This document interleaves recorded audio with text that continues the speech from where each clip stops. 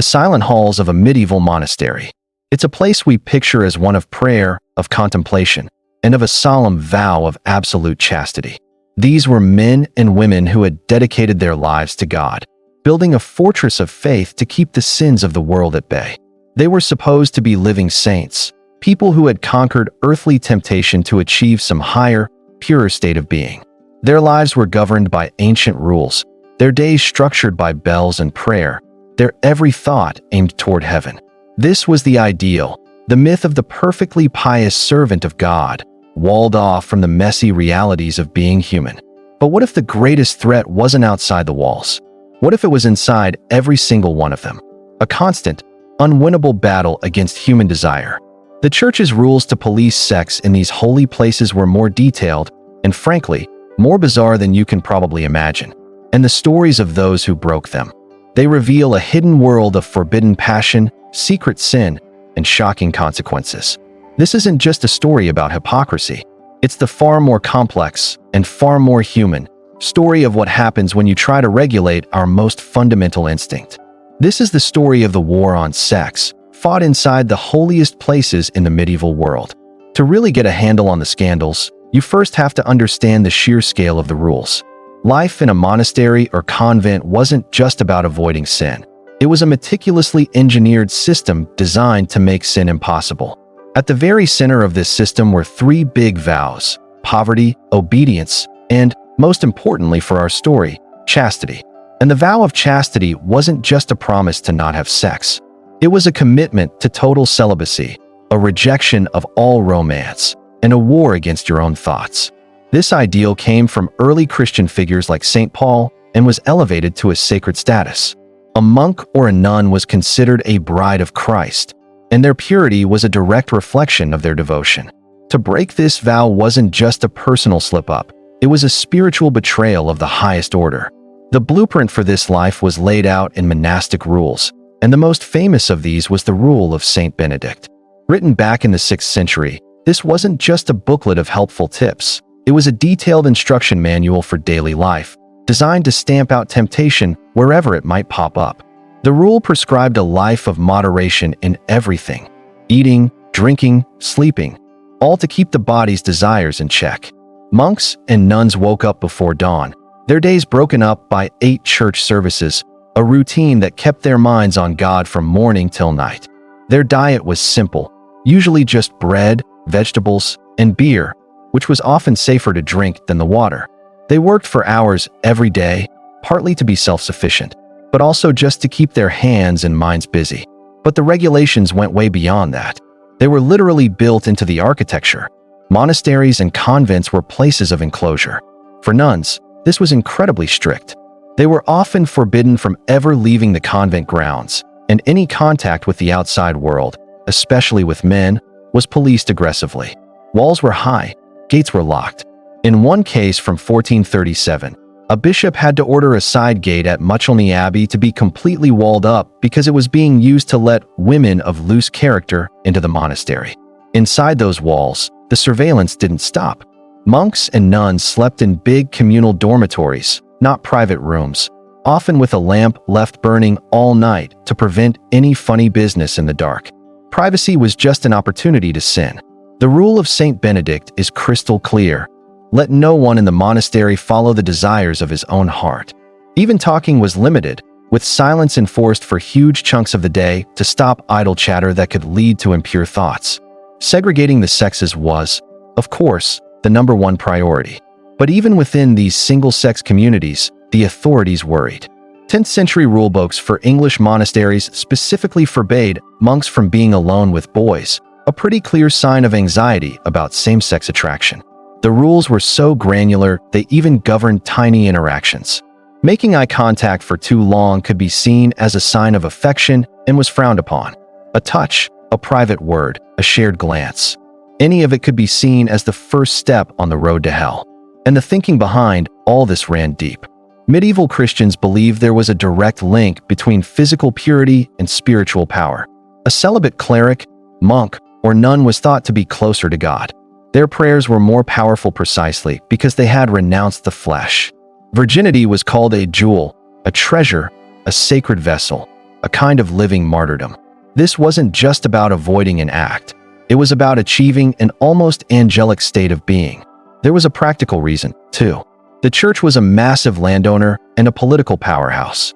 If priests and monks had families, the church was terrified that its property and offices would become hereditary, passed down from father to son, which would have shattered the church's wealth and power. Celibacy ensured a cleric's loyalty was to the institution and to the institution alone. So that was the ideal. A community of the pure, living in a fortress designed to keep sin out. But what happens when you lock hundreds of thousands of people away with their own imperfect, messy, and profoundly human nature? Well, the answer is a lot more complicated and a lot more fascinating than the rules would have you believe. That perfect fortress of faith had cracks. And through those cracks, human nature always finds a way. The story of what was really going on behind monastery walls isn't one of universal holiness, but of a constant, brutal, and often losing fight against the very desires the system was built to crush. The reality of monastic life was a landscape of secret passions, psychological torment, and scandalous behavior that church authorities were constantly trying to put a lid on. Long before anyone ever touched, the first battle was fought right inside the mind. The rule of Saint Benedict tells monks to always be on guard, aware that God's gaze is upon you, wherever you may be. It commands that, as soon as wrongful thoughts come into your heart, dash them against Christ and disclose them to your spiritual father. This meant that just thinking about something, just desiring something, was a sin that you had to confess and do penance for. Can you imagine the psychological pressure? A young monk, maybe just a teenager, finds himself thinking about a woman he knew from his village. A nun, put in the convent by her family, feels a spark of attraction for a visiting priest. Out in the world, these are harmless thoughts. Inside the cloister, they were proof of a polluted soul, demonic temptations that had to be stamped out with prayer, fasting, and sometimes even whipping. The handbooks that priests used for confession, called penitentials, show just how obsessed they were with these mental sins. One old English penitential even laid out a specific penance for a man who used the power of his imagination to have an orgasm. The mind was a war zone, and the enemy was your own imagination. This constant internal struggle could lead to a condition the Mdievals called aesthesia.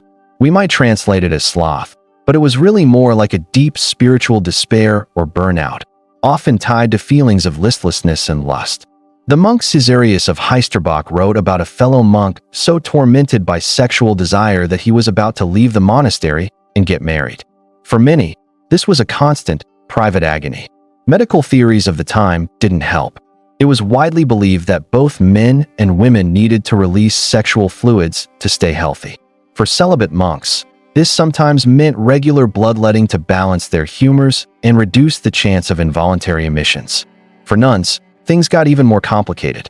Some were diagnosed with suffocation of the womb, a condition blamed on a lack of sexual activity.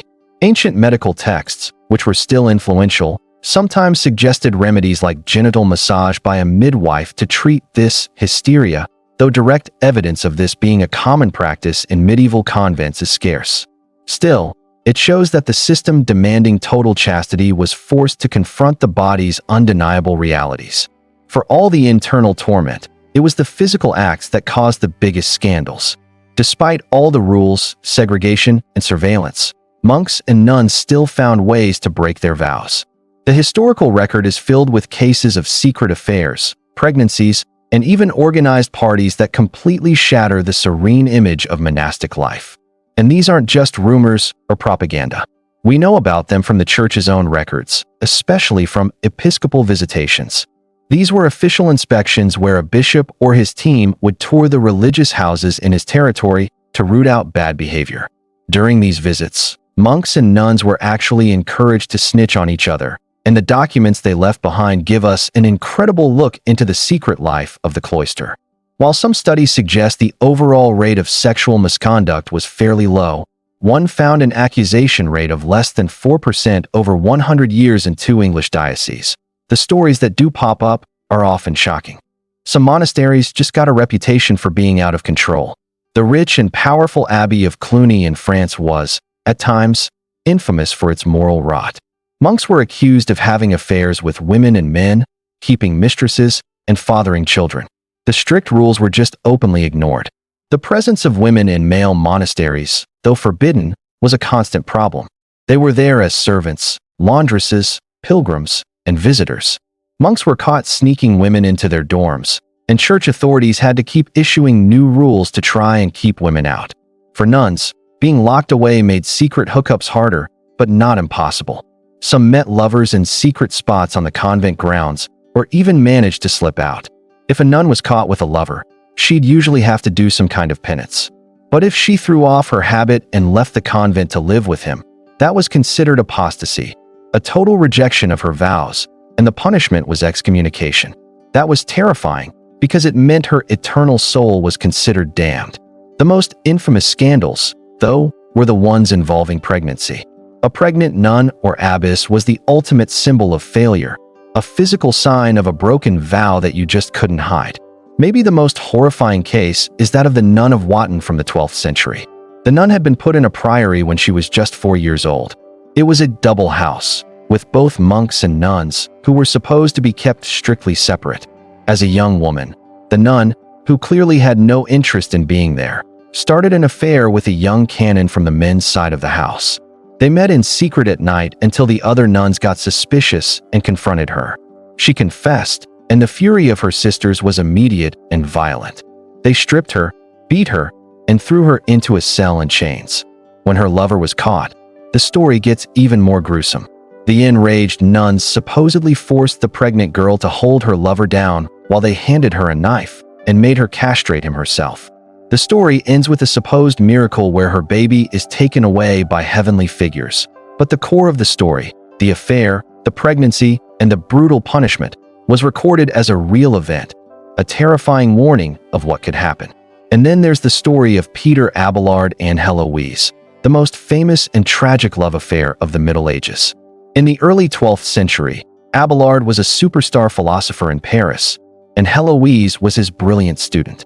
Their tutoring sessions turned into a passionate, all-consuming affair. Abelard later wrote that they took insane risks, even having sex in the church refectory. The affair ended in total disaster. Heloise got pregnant and had a son. They married in secret to protect Abelard's career, but when Heloise's uncle found out, he was furious.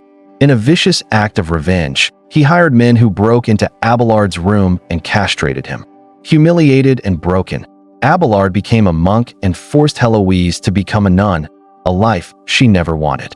Their famous letters are a tragic monument to a love that was destroyed by the very rules meant to control it. While heterosexual affairs caused public scandals, another kind of desire existed mostly in the shadows: same-sex love. In a world of single-gender institutions, it was inevitable that deep emotional, and sometimes physical, bonds would form between people of the same sex. For men, relationships between monks were a known issue. As early as the 10th century, English monastic rules forbade monks from being alone with boys, a clear attempt to stop abuse or seduction. Church law laid out penances for same-sex acts, which proves they were happening. But the line between passionate friendship and physical intimacy was blurry. The medieval idea of amicitia, or friendship, allowed for an emotional and even physical closeness between men that can look homoerotic to us. Eldred of Rievaulx, the same abbot who wrote about the nun of Wotton, also wrote beautifully about spiritual friendship, describing intense, loving bonds with other monks. These relationships show a world where deep, same-sex love could exist, often framed in spiritual terms, but always walking a fine line. For nuns, the evidence is even harder to find, mostly because male record keepers were often either unwilling to imagine or unable to recognize lesbian relationships. But clues exist. An 8th century Latin penitential gives a 7-year penance for nuns who fornicated with each other through the use of a device. In the 11th century, Burchard of Worms asked in his Guide for Confessors, "Have you done what certain women are accustomed to do? That is, to make some sort of device or implement in the shape of the male member, and you have fornicated with other women?" These cases, while rare in the records, prove that romantic and sexual relationships between women in convents were a known reality, a hidden transcript punished when discovered. When vows were broken, the church had a sophisticated system for dealing with it. This system wasn't just about punishment. It was about restoring order, managing public perception, and reasserting the church's authority. As much as the church hated sin, it hated public scandal even more. The goal was always to handle things, preferably quietly, and bring the sinner back into the fold. The number one tool of control was confession. The requirement to regularly confess your sins to a superior was a powerful form of surveillance. It forced monks and nuns to police their own thoughts and actions. The abbot or abbess was judge and jury, using confession to monitor the moral failings of their community. If a sin was minor, like an impure thought, the penance might be simple: extra prayers or fasting on bread and water. The rule of Saint Benedict lays out a whole system of escalating punishments. For a lighter fault, a monk might be excluded from the common meal, forced to eat alone. In a tight-knit community, that kind of shunning was a powerful psychological weapon. For more serious offenses, the punishments got worse. A public shaming in front of the whole community was meant to humiliate the sinner into repentance. If that didn't work, they could be excommunicated from the community, totally shunned. No one was allowed to speak to them. They were a ghost in their own home. In extreme cases, there was corporal punishment. The rule of Saint Benedict specifically mentions using the rod. We saw this with the nun of Wotton, who was brutally beaten by her sisters. While that level of violence probably wasn't the norm, it shows how seriously a breach of chastity could be taken. If a monk or nun was truly unrepentant, the final step was expulsion. This was a last resort, since it meant admitting that the institution had failed. The episcopal visitations were the ultimate form of outside control. Bishops could investigate, interrogate, and impose reforms. But the records from these visits show that while bishops cared about sexual misconduct, they were often even more worried about financial problems. In one amazing case from 1442, a bishop removed a prioress for being terrible with money and appointed a nun who had admitted to sexual misconduct to audit the priory's books. It suggests that, at least in that case, bad accounting was a bigger sin than breaking the vow of chastity. The consequences really depended on your status, your gender, and how big the scandal was. A powerful abbot might get away with keeping a mistress for years, while a poor nun who got pregnant could face brutal punishment and imprisonment. The castration of Peter Abelard is the most extreme example of private justice. That wasn't a church punishment, but an act of personal revenge that the law did little to stop. The story of how sex was regulated in medieval monasteries isn't a simple tale of good versus evil or piety versus hypocrisy. It's a deeply human story about a grand, and ultimately impossible, experiment: the attempt to legislate desire right out of existence. The serene image of the cloister is only half the picture. The other half is a world of intense psychological struggle, forbidden passions, and the constant, messy reality of being human. We've seen the Iron-Clad Rules, engineered to create a life free from temptation.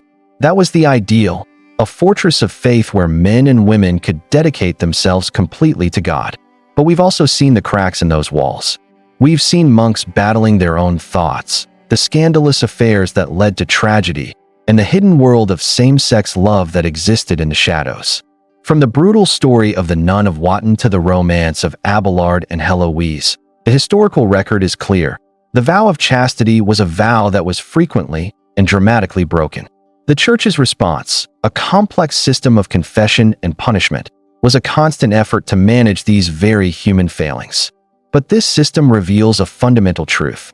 The regulations weren't created because monks and nuns were passionless. They were created precisely because they were not. The endless rules, the high walls, the constant vigilance, all of it was an admission that the battle against desire was a permanent state of war.